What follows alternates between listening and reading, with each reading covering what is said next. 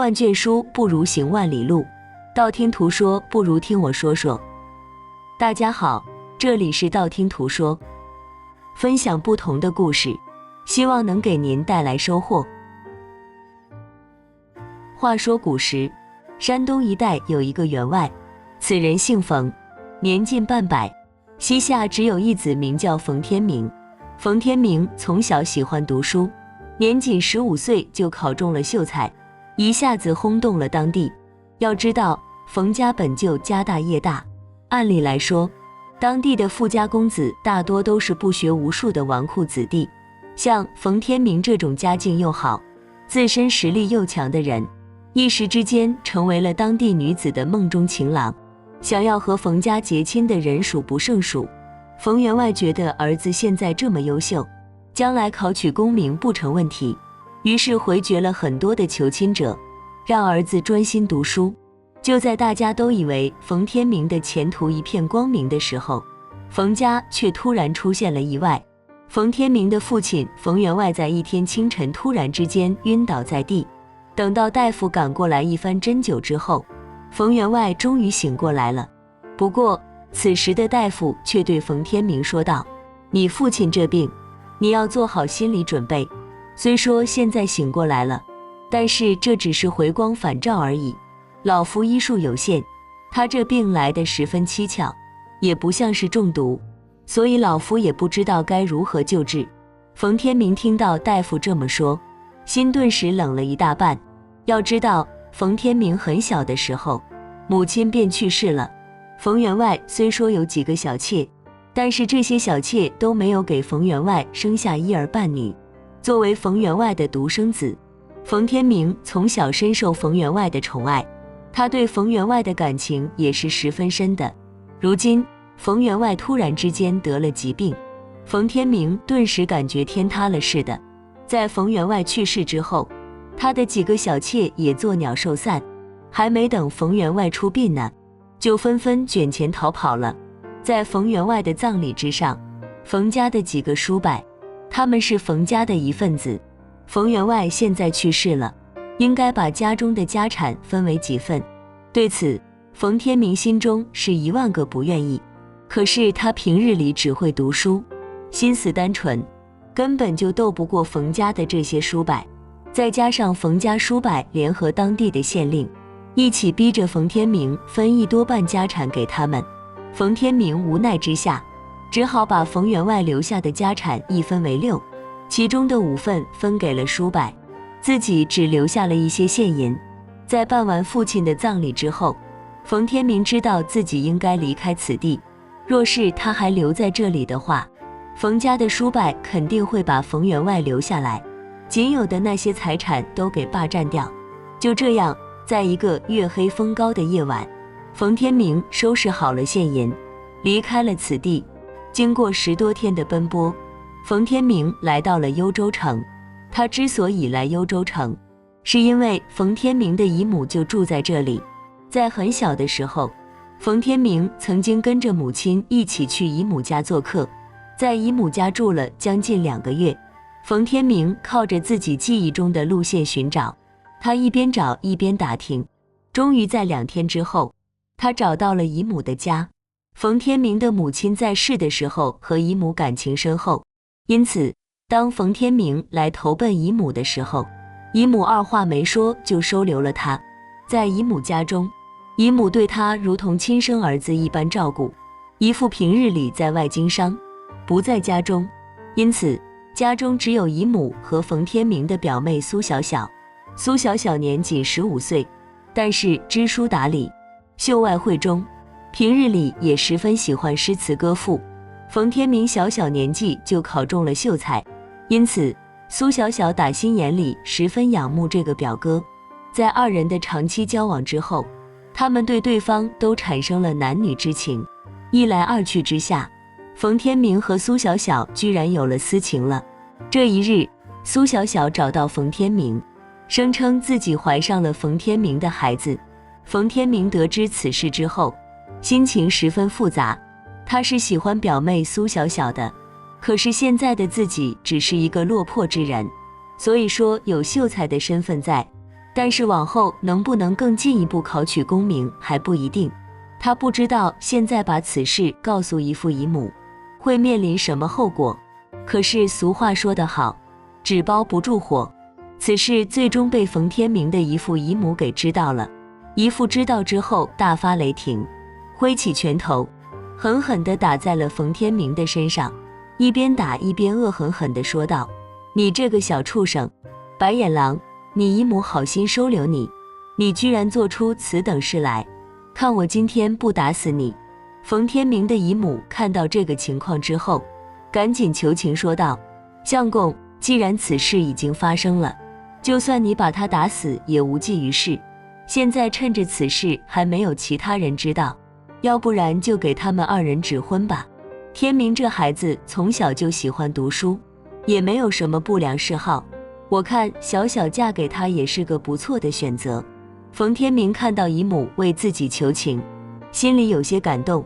随后他对姨父说道：“姨父，千错万错都是我的错，您只要愿意把小小嫁给我为妻，我一定会一辈子对她好的，绝对不会辜负她。”冯天明本以为姨父会答应这门亲事，可是姨父却冷哼一声，对冯天明说道：“你就死了这条心吧。你们家原来也是家境富庶之辈，可是你父亲去世之后，居然败落到寄人篱下。自古以来，婚姻讲究门当户对，我是怎么也不可能把我的女儿嫁给你为妻的。你现在就走吧，要不然的话，我打断你的腿。”说着，姨父让府中的下人把冯天明给赶了出去。冯天明嚷嚷着自己想要见苏小小最后一面，却被无情地拒绝了。被赶出家门的冯天明心灰意冷，他不知道自己何去何从，一个人漫无目的地在大街上溜达。一转眼到了天黑，冯天明走在空无一人的巷子里，心情低落。可是突然从巷子口走出两个男子，二人手拿棍棒，一人朝着冯天明的肚子挥去，一人朝着冯天明的脑袋挥去。等冯天明反应过来的时候，只觉得身上一阵剧痛，随后就不省人事了。原来这二人是当地的无赖，他们看到冯天明穿的衣服价值不菲，以为他是哪家的富家公子，于是打算打劫冯天明。他们把冯天明打晕之后，发现冯天明的身上并没有多少钱财，于是这两个无赖暗叫一声晦气，就这样离开了此地。刚走不久，两个无赖又折返了回来。原来当地的知府新上任，正所谓新官上任三把火，两个无赖不希望此事查到自己的头上，于是合伙把冯天明给抬了起来，抬到了水流湍急的大河边，扔了下去。再说冯天明的姨父，自从把冯天明赶走之后，他告诉女儿苏小小，声称冯天明已经抛弃他离去了，让他不要再记挂着冯天明。单纯的苏小小果真以为冯天明抛他而去，从此以后忧心忡忡，每日以泪洗面。父亲看到苏小小这个样子，知道再这么下去也不是个办法，于是找人给苏小小打了胎。不仅如此，他还给女儿找了一个门当户对的夫婿。苏小小早就对冯天明心灰意冷，对于现在的她来说，无论嫁给谁都是一样的。1个月后，苏小小嫁给了当地刘员外的儿子刘子川为妻。就在大家都以为冯天明必死无疑的时候，他居然命大活了下来。这一日，一个名叫翠柳的女子到河边洗衣服，老远就看到一个人漂浮在河中。翠柳了一大跳，随后又找了一根粗树枝，把河里的人给勾到了岸边。翠柳本以为这人已经被淹死了，可是一探鼻息，发现此人居然还有着微弱的呼吸。翠柳不敢耽搁，赶紧施救。许久之后，冯天明口中吐出了好几口河水，终于醒了过来。原来翠柳得知冯天明无处可去之后，把冯天明带回了家中。由于她是一介孤女，住的地方又比较偏远，周围没有邻里邻居，所以也就没人对冯天明的到来说三道四。由于冯天明除了读书，其他什么都不会做。因此，翠柳便鼓励他好好读书，争取有朝一日考取功名。在翠柳的鼓励之下，冯天明每日苦读到深夜。只不过每当夜深人静的时候，他总会想起自己心中的白月光苏小小。就这样过了2年时间，冯天明上京赶考，翠柳把他送到镇子口。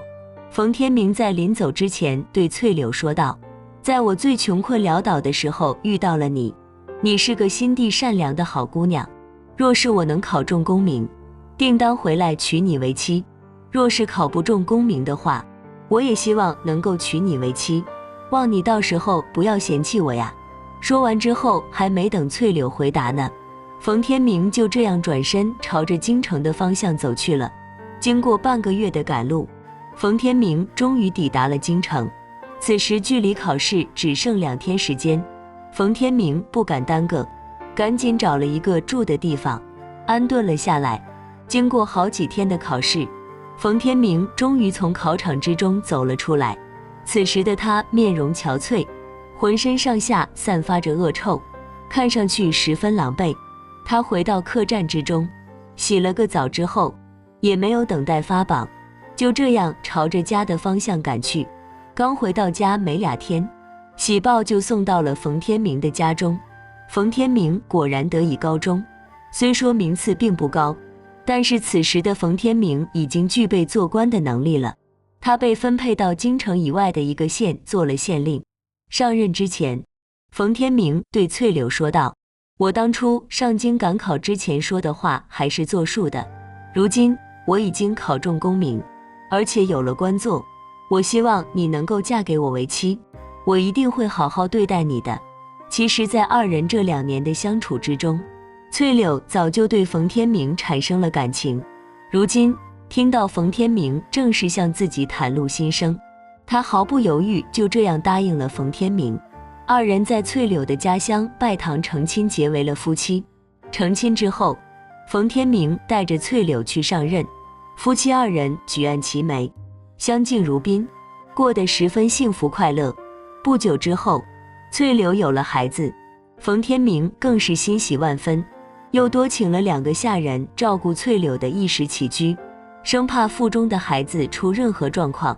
10个月后，翠柳给冯天明生了一个白白胖胖的男孩，冯天明给这孩子取名叫冯宇飞。就这样，冯天明的日子过得平淡安宁，白天去衙门里处理一些案件，马上回到家后，有温柔体贴的妻子和聪明乖巧的儿子，日子过得十分幸福。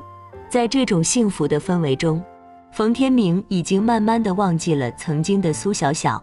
本以为这个女子再也不会出现在自己的生活中了，可是生活往往是猝不及防的。这一日，冯天明去外面办事，回来的路上，天色已晚，当时寒风瑟瑟，眼看就要下起雨了。冯天明催促着驾车的马夫赶紧往回赶，可就在此时，冯天明突然听到外面的马夫骂骂咧咧的。他接起帘子一看，只见一个瘦弱的乞丐站在马车前面。据马夫声称，自己驾的马车太快了。这乞丐看到马车之后，仿佛是受到了惊吓一般，没有想着躲避，而是直直地站在路中央。幸亏马夫技艺高超，及时让马停住了脚步，要不然的话，后果不堪设想。冯天明并非铁石心肠之人，他看着刮着这么大的风，瘦弱的乞丐只穿着单薄的衣服，心里对他产生了一丝同情。冯天明走下马车，走到乞丐跟前，从怀里掏出了一锭银子，递到乞丐面前，对他说道：这么冷的天，你拿着这些钱买几件厚衣服吧。乞丐听到冯天明说话，抬起了头，看到冯天明之后，面色呻吟地对冯天明说道：原来是你这个淫贼，没想到能在此处遇到你，真是好人不长命，祸害活千年呢。当冯天明看到乞丐的真实面貌的时候，也是惊得目瞪口呆。此人不是别人，正是苏小小。冯天明怎么也没想到，苏小小一个大户人家的千金小姐，居然沦落到乞讨的地步。他不由分说地把苏小小带上了马车，询问苏小小这几年以来的近况。苏小小刚开始对他冷言冷语，后来看到冯天明如此关心自己，于是把自己近些年来的遭遇告诉了冯天明。原来苏小小嫁人之后，丈夫知道她并非完璧之身，对她本就有所嫌弃，只不过当时的苏员外乃是当地有头有脸的大户，丈夫家的生意还要仰仗苏员外鼎力相助，因此只能打碎了牙齿往肚子里咽。可是没过1年时间，苏员外的生意一落千丈，最后居然欠了许多外债。苏员外被逼债的人逼得上吊自尽，苏夫人也因病去世了。无亲无故的苏小小在夫家备受欺凌，由于当初她怀了冯天明的孩子，被苏员外强行打胎，因此她再也没有了做母亲的希望。苏小小的丈夫此后纳了7房小妾，并且声称哪个小妾给她生下儿子重重有赏。苏小小虽说嫁得体面，可是在这深宅大院之内，过得连猪狗都不如。不久之后，其中一个小妾生下了儿子，这小妾并不是个安分守己之人，她在苏小小丈夫的枕边吹风，声称儿子现在只是庶子的身份。正所谓名不正言不顺，若是将来儿子长大之后，肯定会被别人笑话的。苏小小的丈夫听闻此话之后，想都没想，就让人把苏小小给出了府，随后便把生了儿子的小妾抬为了正妻。可怜的苏小小娘家已经无人，自己又没有一技之长，被赶出来后也是身无分文，无奈之下只好以乞讨为生。她跟着一些乞丐一路乞讨，来到了京城。不过前段时间因为得罪了乞丐头子，被赶出了乞丐的团体，孤苦无依的苏小小只能一个人乞讨度日。在冯天明遇到她的那一天，苏小小已经有3天没吃过饭了。若不是冯天明认出了苏小小，恐怕当天晚上她就要被冻死饿死了。经过交谈得知，苏小小并不知道冯天明当初是被父亲赶走的，她一直以为冯天明抛弃了自己，所以觉得现在发生的一切都是因为冯天明的抛弃造成的，对冯天明恨之入骨。冯天明赶紧给苏小小解释了自己为何离开苏家的原因。苏小小看着冯天明真挚的眼神，相信了冯天明说的话。就这样，冯天明把苏小小带回了家中。冯天明的妻子翠柳看到冯天明带回来一个乞丐，十分好奇，上前询问缘由。冯天明把事情的来龙去脉都告诉了妻子。翠柳是个心地善良的女子，听到冯天明和苏小小的故事之后，对苏小小的遭遇十分同情，她主动提出要把苏小小留在府中，让她不再挨饿受冻。再到后来，冯天明把苏小小纳为了小妾，翠柳和苏小小相处得十分融洽。由于苏小小失去了做母亲的资格，她把翠柳生的儿子当作自己的亲生儿子一般疼爱。有的时候孩子太过调皮，冯天明和翠柳都看不下去，要惩罚孩子，但是苏小小却拦在前面，仿佛自己的亲生儿子将要受惩罚一样。就这样过了几十年，冯天明告老还乡，带着一妻一妾在乡下生活得十分和睦。而冯天明的独生子冯宇飞也是极其仁义孝顺之辈，不光孝顺自己的父母，就连苏小小这个姨娘，他也是当作亲生母亲一般孝顺。好了，今天的故事就到这里了。看完这个故事后，不知道您有什么感想？欢迎在下方留言，不要忘了点赞和订阅，希望能给您带来收获。感谢您的观看，我们下期节目再见。